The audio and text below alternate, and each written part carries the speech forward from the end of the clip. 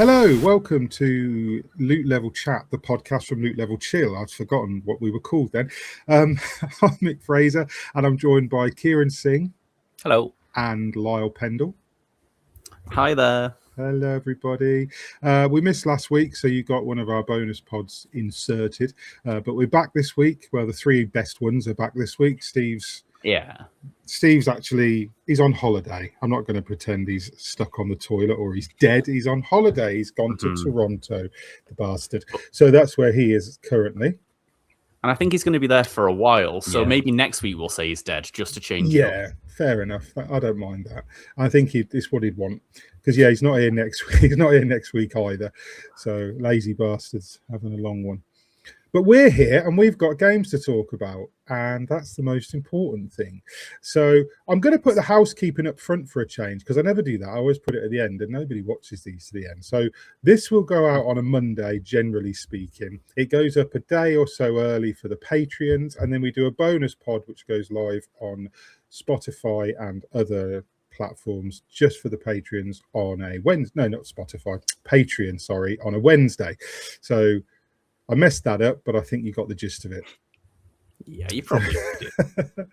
So we're going to start with, we've got three fairly, I'd say, big-ish games. I think so. One of them I don't think anybody necessarily expected to be big, and now it's huge. And one of them I think people maybe expected might be big, and it's not that big. And one of them is from a big franchise, but it's a bit of a deviation, and it's Nintendo. So, that's just big by default.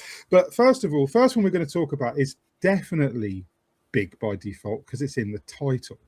Because everybody at LLC except me has been playing the absolute living shit out of Big Walk, and I'm not playing it out of some kind of weird defiance or because I think it will be bad. It looks really good, and you guys keep talking about how great it is. It's just not my sort of game, but it's clearly your sort of game, Kieran, because you gave it a big fat 10 in the review. Yes. So tell me all about Big Walk and why I should play it.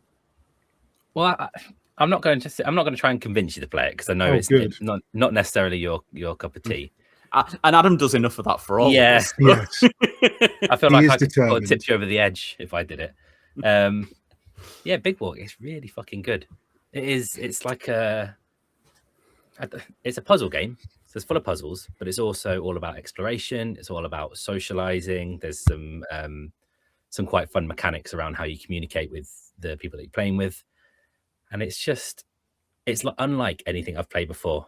Like, I'm not really a big puzzle game fan. And although I do like multiplayer, I've sort of dropped off it a little bit in the last couple of years. I just haven't got the energy to talk to anyone of an evening, if I'm being brutally honest. Fuck people. Yeah. But this is just like captured me, captured Lyle, captured Adam. I'm pretty sure Steve liked it as well. He said he liked it, yeah. Yeah. But like me and Adam particularly, I think we sort of ran ahead while Lyle wasn't able to join us for a few sessions, and we've just been absolutely obsessed with it. It's like it's been haunting my dreams. Like the island is just full of mysteries and things to uncover, and you just can't stop thinking about it. And it's so clever and so inventive in the way that it does puzzles. It's quite difficult to talk about because I don't really want to give away too many of the puzzles, but they're all around different elements, isn't there, to the puzzles? Like a lot of them involve like you're not able to communicate in one way, so you have to find ways to communicate otherwise, like soundproof booths and stuff like that, where you have to figure out how to get something across to someone else, and it's entirely up to you how to do it, which I proved by playing 2 hours before I came on this podcast with different people, with my husband and a friend.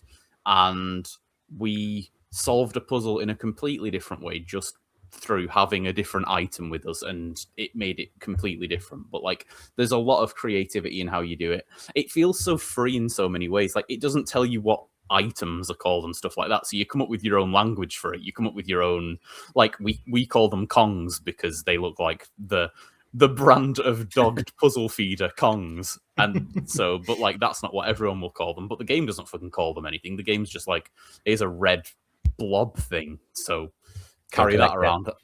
Go collect it. It's important. I mean, it doesn't even really tell you it's important. You just sort of arrive at a structure where there are slots that are that shape, and you go like, well, I'm gonna have to do something with that, aren't I? Yeah, So- it tells you absolutely nothing, doesn't it? It's even to the point where like it's a big level, a big map. Like the island itself is huge when you start to get into it, and it's really diverse and packed with like you'll look like out the corner of your eye, you'll spot like a red and yellow block structure, and you know it's a puzzle or something to collect or an item that might help you, and you can't help but beeline towards it. It's so dense, but then it doesn't tell you anything when it comes to how you navigate it. There's no HUD whatsoever other than a couple of icons to tell you that you've got a backpack on or what position your arms are in. So if you want to get anywhere, you've got to use the items that are dotted around the map, which torch to, because at nighttime you can't see anything. It's so dark. It's so dark. But like all walkie-talkies, the entire game is built around proximity chat, and it is quite tight with how far your voice goes, especially if you're walking in a line, whoever's at the front of the line is facing away from everyone else. Their voice won't carry backwards very far at all. So you need to Sorry.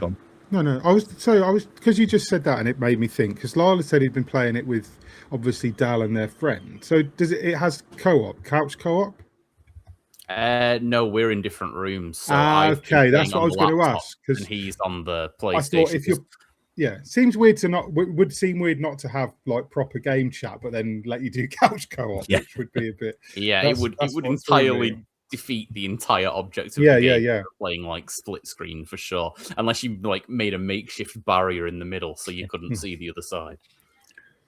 Yeah, because it is completely like uncompromising in how much it wants you to rely on the tools and the systems it's got within it to answer to solve everything. You could quite easily break it if you played in party chat, if you were playing with a group of people. I saw an article that by, I can't remember what site it was, so I apologize for that, but I saw an article briefly while I was browsing stuff earlier which sort of along the lines of, please don't play Big Walk with Discord chat, and it was because you could, but people are like, you'll possibly ruin the experience for yourself by doing that, because it's it's baked in to not be able to do that.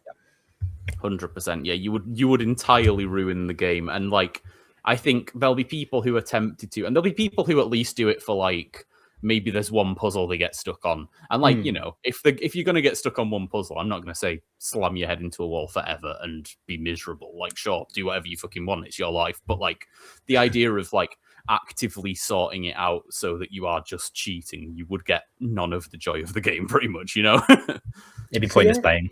I struggle with puzzle games anyway, not necessarily because I'm thick. I am, but that's not necessarily why. Because I don't engage with puzzle games. Like, I tried lots. I couldn't even engage with Blueprints, which set everybody on fire. Like was it last year or the year before last? Yeah. Everybody was going nuts for Blueprints, and I played like half an hour and was like, "Hey, I get the appeal, but like, this isn't what I want to do with. Like, That's not what I pursue when I'm gaming. Like, I don't pursue that. I don't want the challenge of having to use my brain necessarily. Like, I don't mind, like I said before, I don't mind like a block pushing puzzle in a shooter or something, and I don't mind games that, like Remnant 2, for example. That game is full of like puzzles and mysteries and conundrums and things to solve. And that was really good. That engaged me like 100% was my game of the year that year. Yeah. That really engaged me. And again, a lot of that I played with people, but I didn't have to talk to them. Because when I play multiplayer, I like to play multiplayer where I don't have to necessarily work with someone. I like Monster Hunter, Destiny, things like that, Diablo. I don't need to communicate with the other people. I know what I'm doing, they know what they're doing, and we just do the thing together. And that's my level of multiplayer. So like when Adam says to me, like, "Oh, you should really try this because I probably would like it." Like I've for the sake of scientific inquiry, I've read like several reviews today. I've watched a couple of videos. I read your review, which I thought was really good. It doesn't sound bad. Like, there's no part of me that is like this isn't a game where I'm like, "Oh Christ, this is going to come up at Game of the Year and I'm going to have to argue against it." It's not like that. Like, I think I understand why everyone likes this. I get it. Like, I can see the appeal.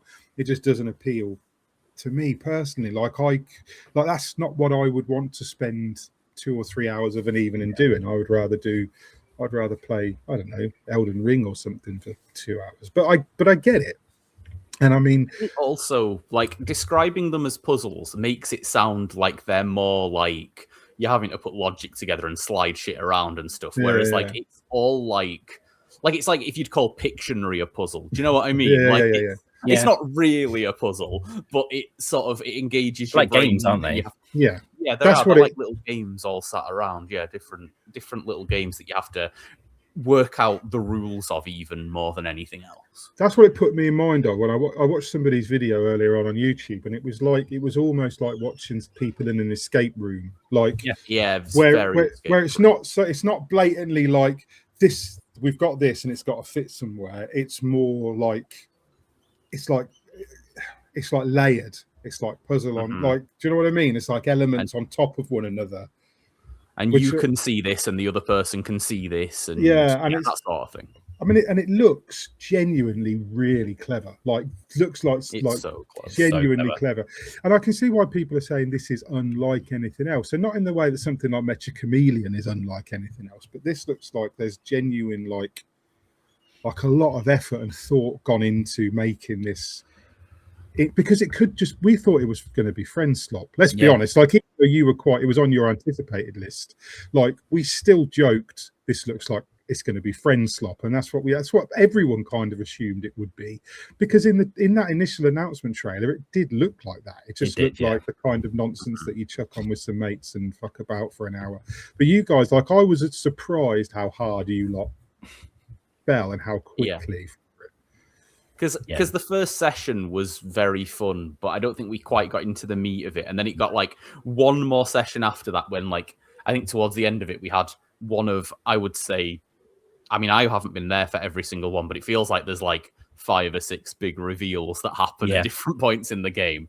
And when one of the first of those happened, it kind of made us be like, oh shit, this game is like bigger than we think. This game is like more layered and well thought out than we thought. Like, we thought it was very fun how you do all these little games, all these little puzzles, but like it's like there's so much more to it. Like, the map itself feels almost like a puzzle in some ways, and it's just like, there's so much to it. It's one of those games where you really don't want to spoil anything, and it would be so easy to spoil like fucking lots of this game. Like, you could do it, like, I could say like 10 words right now and I'd spoil like half of it. Do you know what I mean? But we are not going to.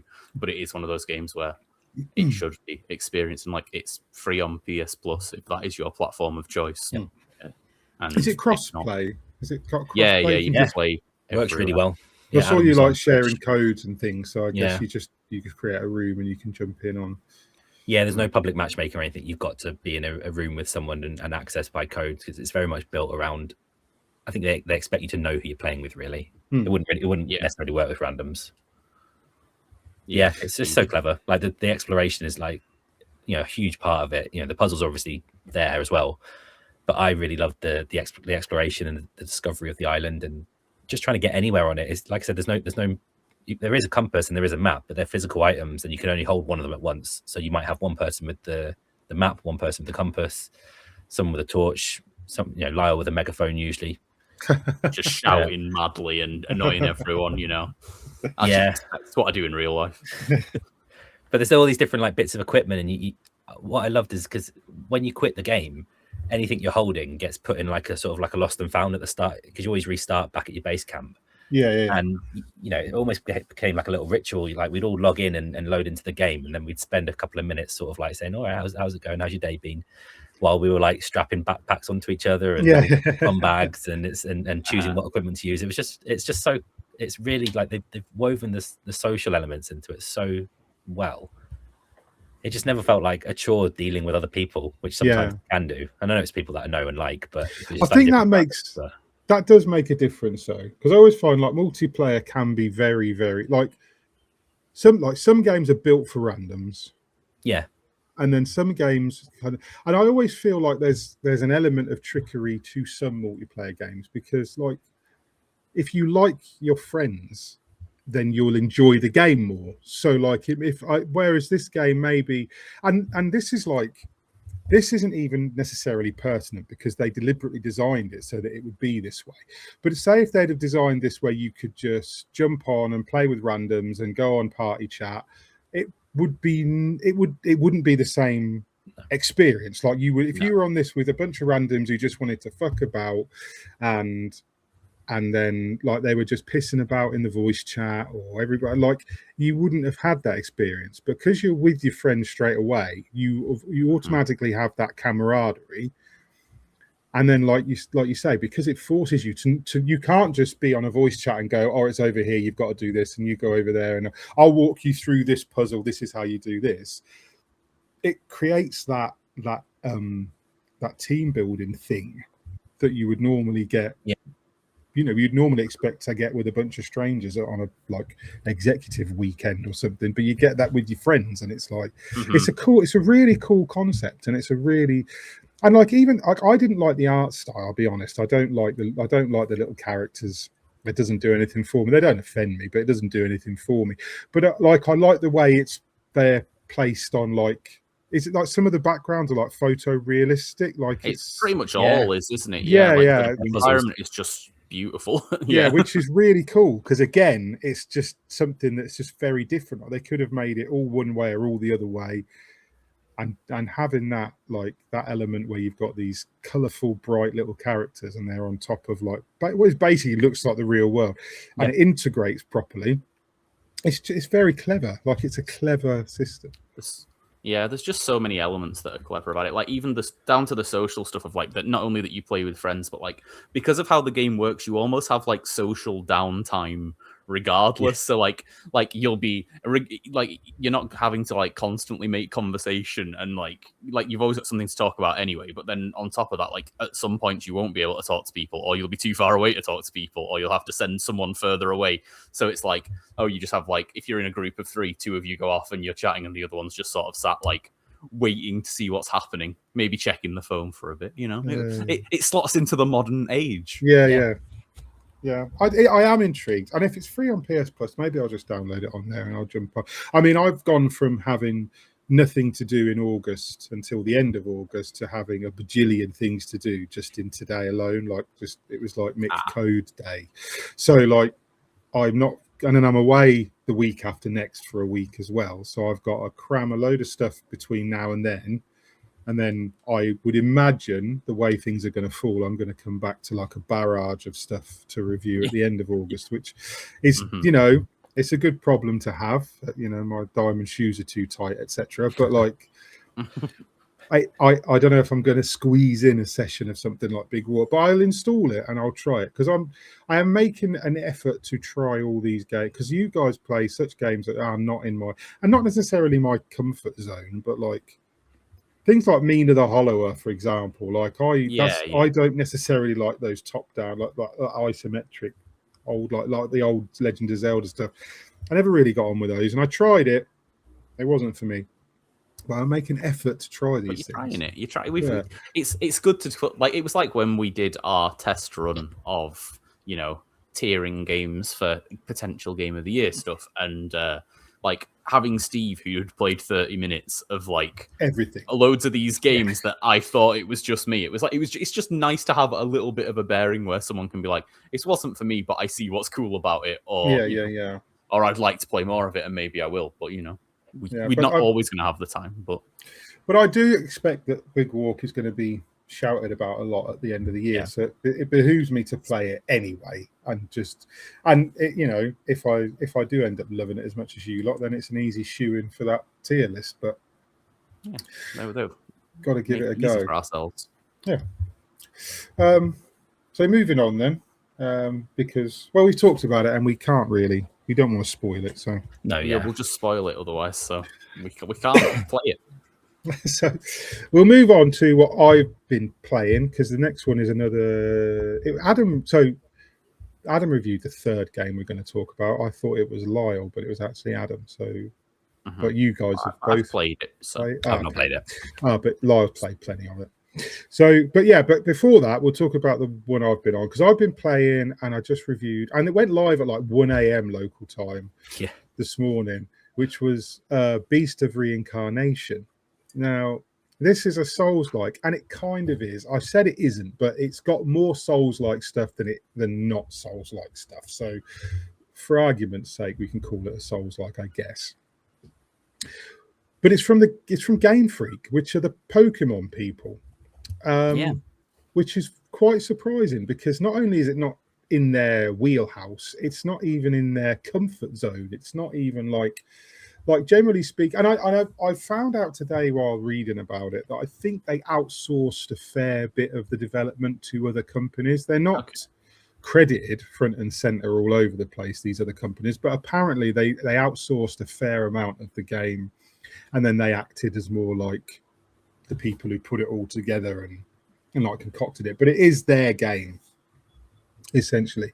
And it's a weird one, because Game Freak are not a new company, right? They've been making Pokemon games for a while, right? I would imagine, 30-year anniversary was this year or last year, I think. But I can see why a game like, and so this is quite divisive as well. I will say that straight away. I was reading through reviews today after, I always check on the scores to see sort of what the feeling is on a game, especially when I've reviewed it. And this is a weird one. This has got scores from 5s up to, I saw some 5 out of 5. Some people really, really like this, and other people really didn't like it. And I sort of fell in the middle. I scored it a 7, because it's a weird one. It's a really strange game. It's one that it starts off so strong. The opening maybe 5 to 10 hours are so strong in this game. It puts combat front and center, and the combat is the main thing. It's more of a character action game than a Souls-like. It's got Souls-like trappings. You've got campfires that you rest at and level up at, and then your fast travel points. Minor enemies respawn when you die or when you rest. I mean, that is something that everyone associates with Souls-like, but that was Metroidvanias, and most games do that. Do you know what I mean? You die, for sure. The enemies come back. It's not that weird. It's not necessarily a Souls-like thing, but there's no currency loss on death or anything like that. There's no punishment for dying, and it's easy. I played the whole thing on normal and never struggled more than maybe 1 or 2 attempts at most bosses. It's not a particularly difficult game. But it's strange. It's a game that is are you curious about any part of it? Because it would be easier for me to answer if you had any queries than I could just spiel off a load of facts. I have one. So when you say it's like a character action game, but it's got the respawns and stuff, so is that more like something like Jedi Survivor? Yeah, a little bit. It's that level, and it's probably about that level of difficulty as well. So it's less Souls-like than character action game, but I can see why people would go, "Oh, it's a Souls-like," because it's an easy catch-all term now for a game that has parry combat and sort of skill trees and things like that. It's got all the stuff you would expect to see in what you'd call a Souls-like. Yeah. And what is the premise then? What's the story or the setup? So it's set in 4026 in Japan. Okay. And initially, I played the first several hours of the game in Japanese because it's defaulted to Japanese. Okay. And I didn't realize that and you have to go to the menu, the title menu, to change it. So for the first few hours, I just played it in Japanese and read the subtitles. And then I was like, something's not clicking with me. And it was because I want to hear what the characters are saying. Yeah. So I had to dig around in the menus and found it and changed it to English. And it was, so the main character's name is Emma. This is weird. So her name's Emma. There's a guy in it called Brad. And then there's a little girl in it called Kagura. Yeah, it is Emma and Brad. And then there's a little girl in it who's with you who's called Kagura. And it's I expected her to be like Emily or Sarah or something, but she's got a Japanese name. Then there's a character you meet later called Kunai and Shido. But the main two are Emma and Brad. Emma and Brad, yeah. And Emma is, so in this world, it's a post-apocalypse world.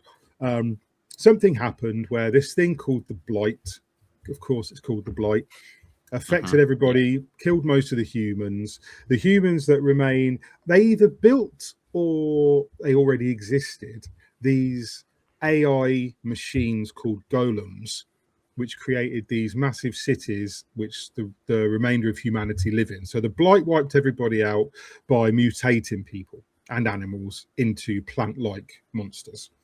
And the bosses look like they're lifted straight from Wild Hearts. Like they look just like the monsters in Wild Hearts. It's like a giant fox with a tree for an arse or whatever. That's like the gist of it. It's like Pokemon, right? It's like game Pokemon, free. yeah. The main character is a woman who walks around. She's got a dog it's a wolf, but they call it a dog, called Koo, who is a giant wolf with a tree for an arse. And these things are called malefacts. And Emma's a malefact. So it means that you are corrupted by the blight. And so in Emma, it manifests as her hair. So her hair is like made of trees and like roots, and she can use it to do things. So you can, instead of a double jump, you can jump and then press jump again, and she'll lift up on her hair. So that gives you like height. And then if you've got to get across a gap, you can hold the trigger and the hair will snake forward and make a jump point for you so you can leap to it. And that's her traversal.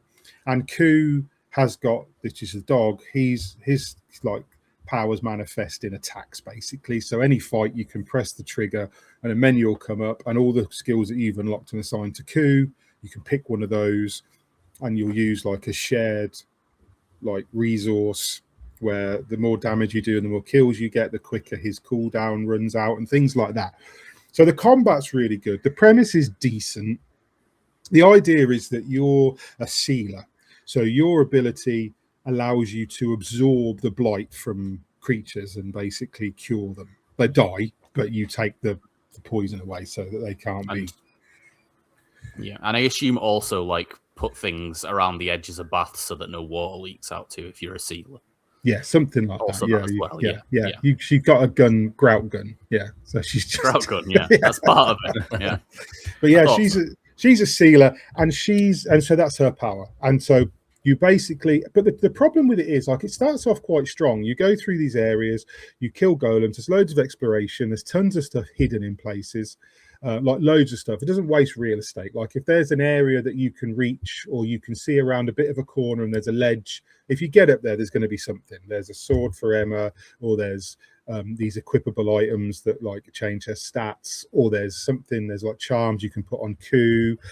And there's just kind of too much in it. It's one of those games where like you rescue this girl Kagura, and then once she's with you, she'll cook for you. So when you go out, when you come back to like the mobile hub that Brad drives, you have to sleep. You can't go out at night, so you have to sleep. And when you wake up, Kagura feeds you. So the whole idea is that she'll cook for you and Koo, and the food will give you buffs like Monster Hunter or whatever. But they turn it into this thing where you can find bird eggs and grow chickens, and you can find seedlings and plant a little mini farm, and then you can research tons and tons and tons of recipes that you'll constantly be getting notified in the field when Kagura's learned how to cook something new or she's grown something new. And it's like at the end of the day you kind of just need a choice of like two, like buff attack or buff defense. That's kind of it. Yeah. And then just give me levels of that. But it gives you loads of them. And it does this with everything. Like there's so much stuff rammed into this game that it after the first 10 or 12 hours, I was genuinely kind of overwhelmed. And this shit's my bag. Like I'll play this sort of game forever. But I was like, it's mind numbing. And it does this thing with like the skills where the skills have all got weird names. I don't know whether they're actually Japanese or they're that kind of weird fake Japanese that sounds Japanese, like they're using like Monster Hunter and stuff. But like you have these things where you've got like all these different skills, and every boss you fight, because it's quite formulaic. So you'll enter an area, Brad will tell you there's a Nushi, which are the bosses. You'll find it, you'll fight it, it'll run away, you'll chase it, you'll fight it, it'll have two phases and you'll kill it. That's generally the gist of every single area of the game. Like it rarely deviates. So it gets a bit monotonous by the halfway point. But when you beat a Nushi, and then when you kill a Nushi, you'll get new skills. And Emma will get a bloom grow on her hair, and then you'll go into the skill tree, and another branch will grow on the skill tree. And every branch will have a main skill and then ways to adapt the skill. And Q's got the same. And you have a shared point system where you can put your skill points up or Q's skill points up. But the trouble with it is I couldn't remember a single fucking skill. Like, for the whole time I played the game, I couldn't remember what anything did or anything was. I learned the button presses I needed to do, like the lift up and ground slam or the 7-hit combo or whatever. That's all I did. So it was like learning another language phonetically. I just knew what the buttons did, and that's all I did. And actually engaging with the systems was just not impossible, but I just couldn't be asked to try and understand any of it. And it does this thing where, it's a big exploration game. You can travel around the areas and you've got to look for these things. Like, so you'll have a campfire, which is like a cluster of blue stones that you'll place, and that's your save point and your fast travel point. And then the other main thing you're looking for are these things called dragon shrines. You find one, you get an extra heal. You find every 10 you find after that, you get an extra heal. But what it does is, at a certain point in the game, it's like it feels like it's running out of game, so it just fucking throws them at you. And rather than just be like, let's just make it so you only need 5 to get a new skill heal. No, we'll just put 10 in this one small area. So, like, there's points where you hit a dragon shrine and you achieve it. Then you turn to the left and you can see the next one. And it's like, I'll just go to that. And then you'll go to that. And then you'll walk 10 yards and Ku will bark. And there's another one. And it's just like, it just feels like there's too much of that. It's like, there's one area in it where you go into this big underground area. And all you've got to do is go through this room and then down, and then there's a boss fight. But it's got a big area with a couple of doors in it. So I was like, I'll explore. And it lets you explore this area. And there's a lot of stuff in it. There's skills and like mini bosses, and there's like equipment to find. Inside this one ante room, there's no less than 5 save points. 5 save points that you can see one save point from the one you're standing at. And it's like, what? Why? And it almost feels like this is developed by people who've never made a game. Like they've read the concepts of games, but they've never made one or played one. They must have save points everywhere in games, right? Well, like, there must be every exactly. 20 steps just in case, probably. Let's put one here because, he's had to jump 3 times. So who wants to do that again if he dies? And it's just like, but then you get other areas where you'll save and then it goes on for ages and there's no save point. And it's like, come on, like I've got no health, no heals. There's 5 bad guys in front of me and I haven't saved for ages. I'm not going to lose anything, but I'm going to have to do this journey again. And it's just weird. The pacing is so off. And that combined with the fact that it just has such a monotonous, formulaic setup. For the first 10 or 12 hours, me and Adam were like, I was like, this is a 9. I was like really liking it. I was like, this is brilliant. The combat carries it all the way. The combat's superb. Like, the combat is never less than brilliant. Like, it's so fluid. It has some issues with, like, the heals don't seem to work unless you stand stock still for a second. If you try and heal when you're in the middle of something, you just won't do it. And then you'll stand still and the enemies attack so quick and so, like, relentlessly that you'll quite often heal and then get hit immediately. Or there's a move where you can, like, press both triggers together and it slows everything down. And it just doesn't trigger sometimes. Like, you'll click it and it just won't work and then you'll take a hit. And it's like, it's got little elements like that. But I mean, I gave it a 7. I like it. But for the first probably 10 or 12 hours, I was thinking this is a contender. And then by about hour 16 or 17, I was like, oh, geez, like, when is it going to end? Because it's one of those games as well where you don't know how far you are in any kind of story. Yeah. Because there's just no way of knowing. Like, I thought I was reaching like an end point. And then the game just carried on. And then it introduced, like, it gets to the point where it starts repeating bosses. Like, it repeats 2 bosses in a row. And I was like, we're running out of ideas. We're near the end. So we won't have long to go. But then the next boss after those two is a brand new boss in a brand new area. So it's like, okay, so the game's not done yet. And then it gives you some more bosses for a little while, and then it repeats a couple more. And it just feels like they've gone, how long shall we make this?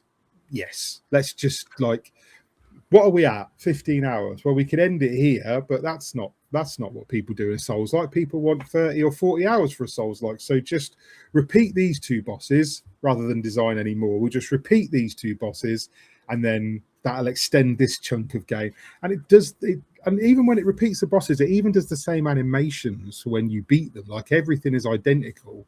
You're just in a different area. Yeah. I didn't even feel any different move sets from the bosses or anything. So, like, it's a hard one to recommend. It's not one that it's not going to trouble anything come the end of the year. I think if Game Freak get the chance, and I mean, this is not going to cripple Game Freak if this doesn't sell, right? This is the Pokemon people, right? So they're fine. I think if they get the chance to make Beast of Reincarnation 2 in a couple of years, it'll be spectacular. Like, I do think that there's elements of this that are really, really cool. It looks really good. It moves really good. The exploration is superb. And there's some really good ideas in it.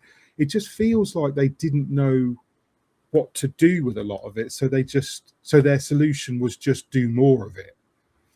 Whereas really, this is a sort of game that if this was a 15 to 20 hour game and they'll dialed some of that back, I think I would have scored it a point or two higher just on the merits of that, just on it being a more focused experience. It's just a bit much of a muchness. Yeah, it sounds very much like a game that was very, very close to being a very good game. It's very just close. Didn't quite make it. It feels like it has everything in it. It sounds, at least, like it has everything in it that could have got it there. Because obviously I've been hearing little bits about how it's been as you've been playing it, and I preemptively had it on my list of here are things to try before the end of the year. And I think there was one morning out of nowhere where you were just like, don't worry too much, by the way, about playing this before end of the year. And I was like, it was quite startling, if anything, because both you and Adam as well were saying like, oh, this is really good. Like, there was lots of stuff about that. Yeah, well, we were very neck and neck as well, and we hit the same sort of point of fatigue at around the same time when it was just.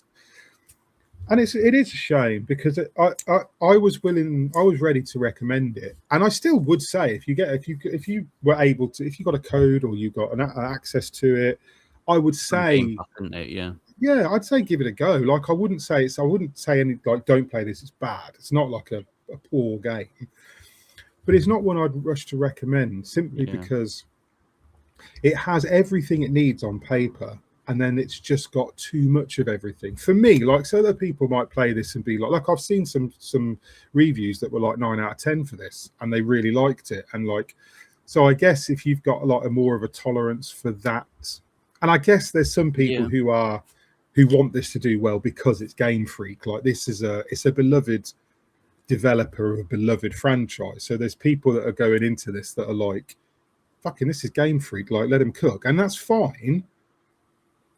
But it's like, Game Freak don't do this, and it does feel like people who have tried something and taken a risk, and all credit to them, multi-billion-dollar company that Game Freak probably is, to have taken a risk. But they have taken a risk. They've gone outside their comfort zone. This is not the normal thing you expect from them. And they didn't have to do it, you know. No, exactly, they could have just carried on making what they fucking make. And it's true. And in many ways, it is a good game. Like I said, I scored it a 7. I didn't hate any of it. I just think sometimes people don't know when to stop. Like, sometimes they just keep piling stuff in, and they think, well, if we just add more, it'll be better. And I think if you just dial it back a bit, you'd get a better product. And I like Devil May Cry is good at doing that. You know, like Capcom, I feel, are very good at knowing when to stop adding shit. In general, like, their games rarely really outstay their welcome. Even things like Monster Hunter and stuff, they show an awful lot of restraint in how they develop games, and this would benefit from that. But, you know, I wouldn't say don't buy it, but it's not one of the best games of the year so far. You know, it wouldn't have made our tier list last week. Let's put it that way. But yeah, so that's Beast of Reincarnation by Game Freaks, published by Fictions. I don't know who I've never heard of Fictions as a publisher, so I don't know if they're probably something that they're probably a subsidiary of Game Freak or something that published their own game under a different name. I don't know, but yeah, it's and it's like PS5, Xbox, and PC. So yeah, give it a whirl if you like that sort of thing. But something that is not PC, Xbox, or PS5 is Splatoon Raiders, which Adam reviewed and gave it a 9, and you've been playing it, and I want to play it. So over to you, Lyle. Over to me. So Splatoon Raiders, right? It finally answers a question I've wanted answered for a long time, and that question is, what if Borderlands was good? And you know what? If Borderlands was good, I'd really like it, it turns out, because Splatoon Raiders, it is full-on looter shooter, but in a way that appeals to me. And I like that.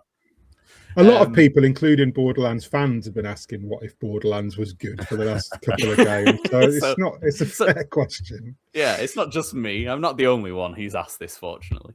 Yeah, no, that was just to upset people. But really, what Splatoon Raiders is. So Splatoon, obviously, historically is a very multiplayer focused series. It's not entirely multiplayer. Like they've had like DLCs that were single player focused, and I think all of the games have had some element of single player that's like the sort of like a bit tutorially, a bit, you know, a bit of a distraction for when you don't want to play online. But this is like the non-online. I think you can play co-op, but I haven't. I've just played it single player the whole time. And yeah, it is a looter shooter, but instead of a looter shooter with like guns that fire lightning and stuff like that, it's a looter shooter where you'll get different types of guns that fire paint or buckets or rollers or paintbrushes, because Splatoon weapons are sort of a bit wild and a bit weird, and that very much helps make it more interesting when you're getting these different weapons, because it's not like, oh, it's a different gun, I'll hold the button on. It's a different gun where I'll have to behave completely different doing it. So, but then alongside that, the way it works is, you know, it's how you get around and everything is how it is in Splatoon, where you can walk around and you go, you know, fairly slowly, but you can also shoot paint out of whatever gun or weapon you're using, and then you can press the ZL, is that what we call it on a Nintendo console? L2, left trigger. Left trigger, yeah.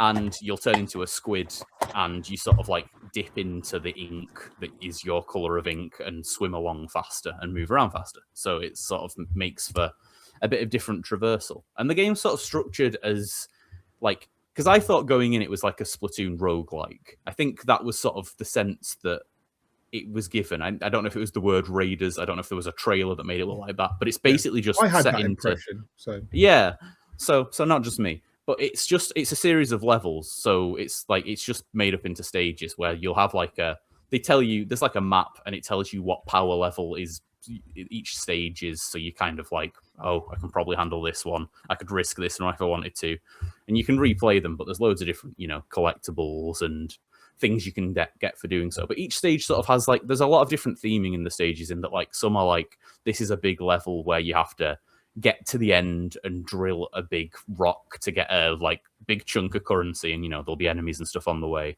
But some of them are like, this is a dungeon where there are 3 floors, and on each floor you've got to kill enough enemies before the time runs out to proceed. Or this one, there are these really cool like challenge ones where they take away all your weapons and gadgets and like everything you've got equipped, and they just give you a loadout that's like, you play with this now, and it sort of helps you experiment with different like things you might not have used before. Yeah. Or like they might use them to do different puzzles instead of being like quite so just shoot lots of like weird, what do they call them, monsters in Splatoon? There's some, I think they're eels. I think they're eel based monsters or something like that. So like sometimes you know you get all these different things, and there's just so many different things to like how you set up your character. So when I was playing, there's like 3 classes, I guess, for want of a better term, and one of them's like the agile class, one of them's the like big firepower class, and one of them's the like gadget class. And I immediately decided to do the gadget class because like one of the early things you can do is throw down a turret that fires paint at nearby enemies, and that just seems cool because you know, of course it does. And then you get to a stage like a few hours in where it has 3 icons, and you realize that if you finish it as each of the different classes, you get a different reward. So it sort of incentivizes you to try one of the others. And then when I did try one of the others, I was like, oh shit, this is really cool. I get this like teleport gadget that lets me do a big jump into the distance and then explode with paint there, so it helps me get around. And I realized that when I was playing as that class, that suddenly having like a paint bucket or a paintbrush that's going to be really helpful up close is like way more fun to do. And then you find a gun that's like a bow that fires a really long range line of paint, and you think like, well, if I'm at a distance, my turret's going to be better, so maybe I'll switch back to that class. And there are all these different gadgets that you unlock as you go that are all like you can play around with. And this all happens in like a hub area that's like a little floating base in the water, and you upgrade this with, you know, all the currency you get as you do your looter shooter things. And it expands in ways that you just don't expect. Like very early on, you'll be like, oh, I'm getting enough of this money. As soon as I get enough of it, I'll unlock a new gadget. Oh, that's cool. But then you like get to the point where you can add all these different rooms onto the base, and one of them will let you upgrade your weapons to a certain point. One of them will let you actually sell your old weapons so you can get more currency for that. One of them. And then there's even stuff that you can do in the base that are like not necessarily like something that like will help you in the game, but you can add like different targets and stuff to the hub area so you can test your guns better. And they're usually quite cheap upgrades to do that, so it's like, well, I might as well. It means I can play around with things a bit easier here. You can buy an arcade cabinet and play little arcade games on it, so that just to give you something to do. There's like a whole crane game on the island that you can use to get little bits of currency as well if you want to. And like there's just it keeps expanding in more and more ways. And just the base shooting and the base like loop is just so much fun as you're doing all these things. Like I had such a great time. Like the enemy variety is great because they're all a bit different and a bit weird. And then it's very much not bullet spongy, because one of the things that always puts me off anything like a Borderlands type game, or, you know, anything that involves loot and things like that, is when you get to a boss and it's like, I'm going to be fighting this for half a fucking hour. What am I doing here? And like, I can shoot it in the head and it'll do a bit more damage, but it's not really worth it. What's the point?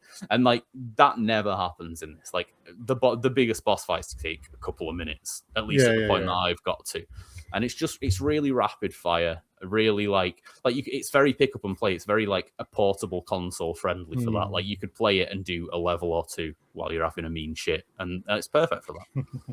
And it's only like 40 quid, because I looked it up earlier, and I don't know what it is on the Nintendo eShop. I don't know what it is digitally, but I looked it up and it came straight up on like, I think, like, you know, when you go on like Google and you put like the first choice is like Argos or whatever, like anyone shops at Argos anymore.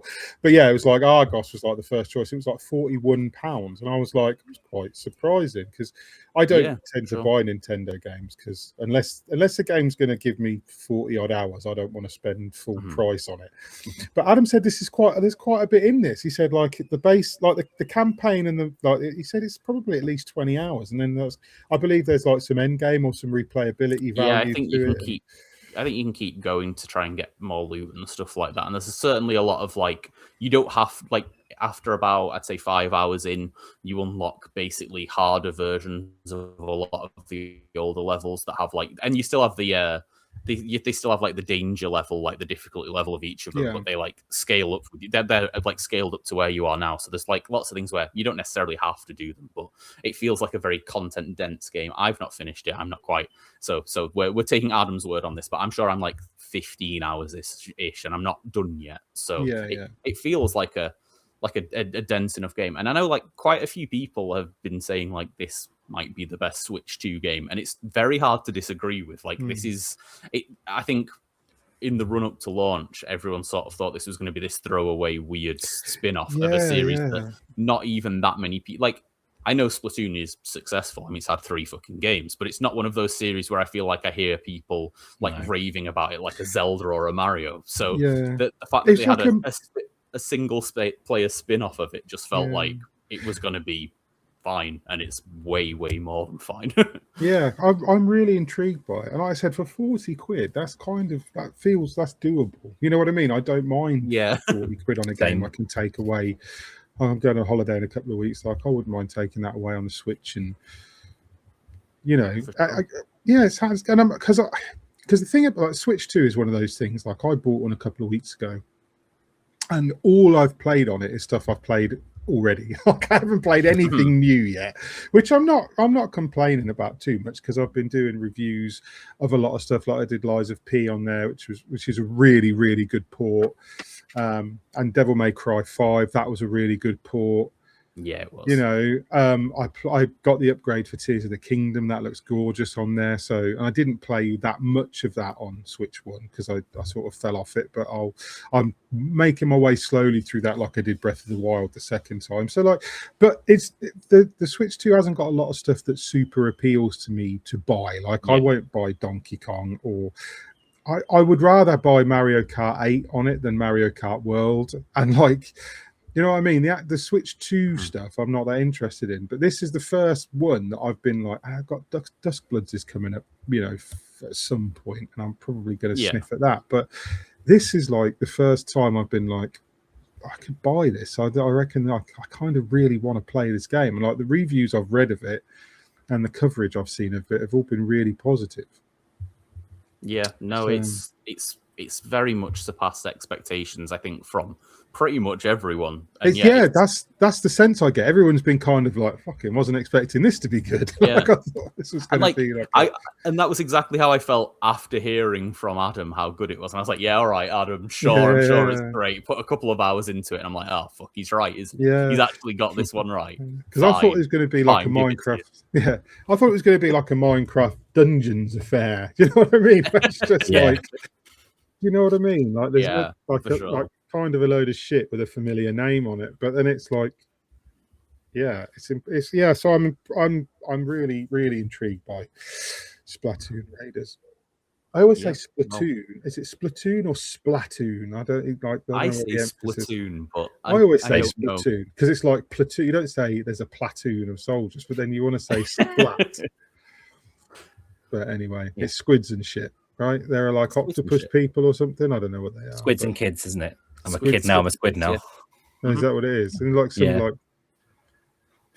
Anyway, so Splatoon Raiders. So that's that's 3 games we sort of recommend. 2 we very much recommend, and 1 we sort of went, I'd give it a go if you like.